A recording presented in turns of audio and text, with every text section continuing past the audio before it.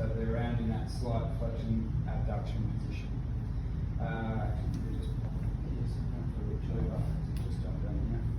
So keys with this is once they're in this handshake position, this is the ligament and the joint we want to support.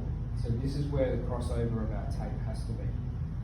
If that's in your mind, then you'll be able to get this tape on right.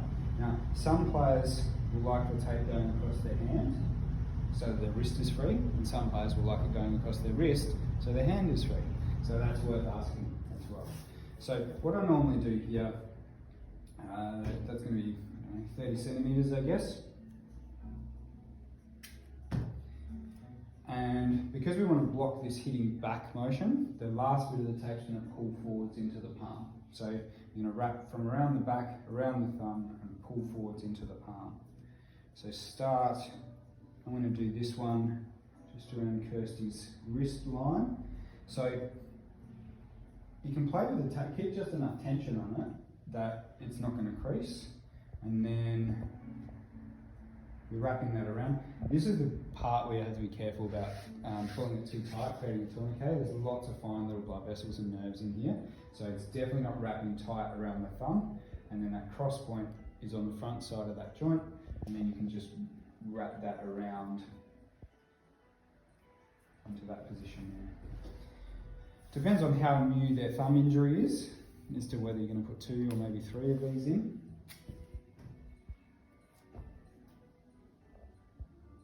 So same as what I did before, I'm just going to fan that out a little bit so I get more coverage over that joint.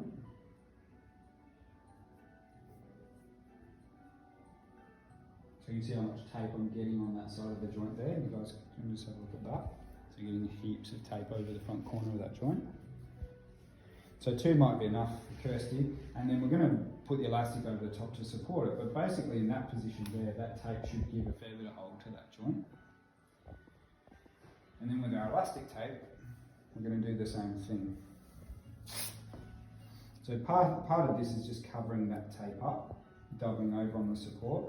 I find that this works a little bit better if you just go wrap the thumb around at the top, just give a nice clean finish there, and something else for the rest of the tape to attach to. I really haven't put a lot of tension on that yet, just enough to make sure it doesn't crease. Once I've got that tagged down to that spot on the joint, that's where the tension comes in. So Kirsty's in her handshake position again, and it's from there that I add that little bit of pull and pressure. So already we're getting this sense of the elastic spring on that side of the joint.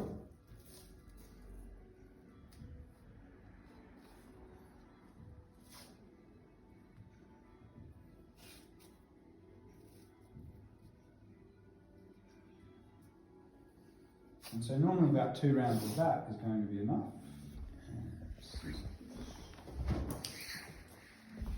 Now there is a little trick to this so that you don't have to then lock it off with more tape. You can just roll up this edge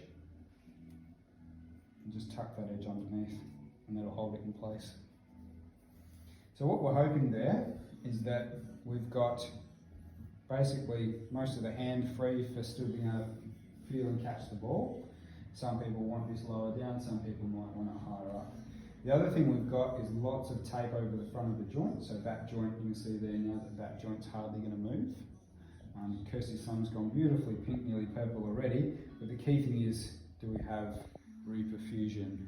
So if you press it and it's white and then blood comes back, you're probably going to be okay. If you press it and no blood comes back, it's on too tight, you get asked to do it again pretty quickly. But it leaves the thumb tip free as well, and it leaves most of the palm free to hold onto the ball.